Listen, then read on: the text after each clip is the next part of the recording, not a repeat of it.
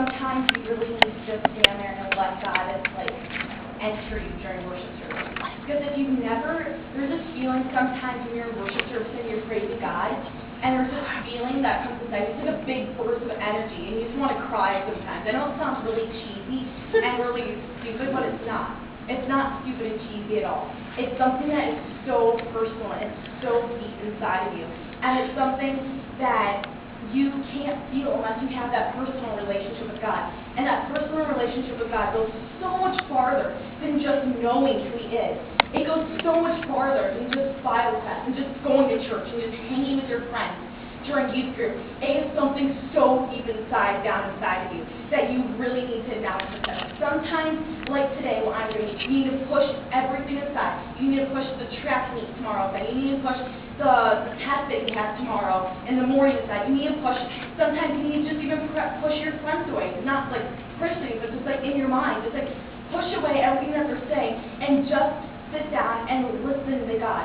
Listen to what He's saying to you, because sometimes during that worship service, He'll come inside of you, and you'll just feel His presence, and you'll just feel a connection with God. Like, I don't know how to explain it to you guys until you feel it yourself. And once you felt that, you know that you've gotten there with God. You know it because you feel it, and the feeling's better than ever having a boyfriend or a girlfriend or anything. It is. And if you've ever fallen in love with your girlfriend or boyfriend or something, then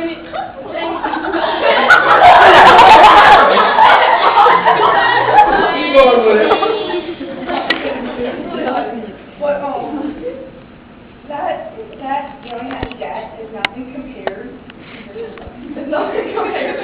to what you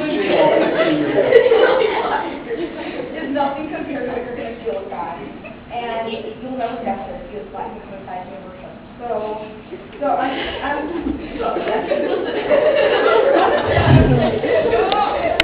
I just want to challenge you guys for next week. I'm just going to challenge you guys. I